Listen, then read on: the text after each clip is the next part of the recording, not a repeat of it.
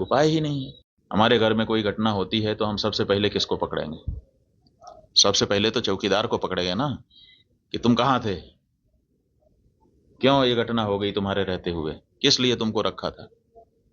लेकिन यहां नहीं ऐसा हो रहा है। यहां जो है कहते तो हैं कि हम चौकीदार हैं, लेकिन चौकीदारी अगर की गई होती, हाँ चौकीदार अगर अपने काम में पक्का होता है तो उसके ऊपर आक्रमण करके उसको कोई मार दे, लेकिन फिर कहा जाता है कि इस चौकीदार ने अपना निभाया। यहाँ तो कुछ पता ही नहीं है, कोई लड़ा ही नहीं उनसे, किसी ने उनको रोकने की कोशिश ही कहीं नहीं की। वो आए, घटना की, आराम से चले गए, कहीं पर उनको कोई बाधा नहीं है। कहाँ है चौकीदार? और चौकीदार के बारे में चर्चा ही नहीं हो रही है। अब कह रहे हैं हम उनको सबक सिखा देंगे, हम ये कर देंगे, हम वो कर देंगे।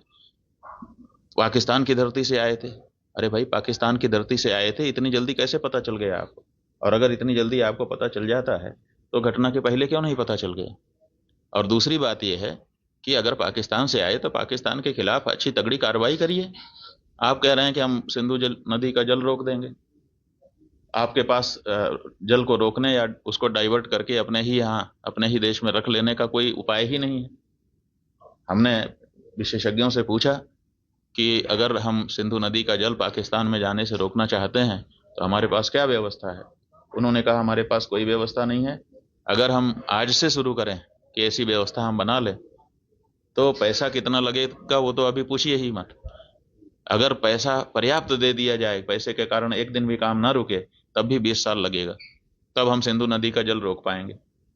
तो ऐसी परिस्थिति में हम ये कह दे रहे हैं कि हम सिंधु नदी का जल रोक लेंगे। और टेलीविजन के एंकर हमने सुना वो कह रहे थे बूंद बूंद के लिए तरसेगा पाकिस्तान, एक गिलास शुद्ध पानी नहीं मिल पाएगा, खेती नष्ट हो जाएगी, बिजली नष्ट हो जाएगी, ये हो जाएगा, वो हो जाएगा। गजब बता रहे थे, ऐसा लग रहा था कि जैसे प्यास तो लग ही गई पाकिस्तान को।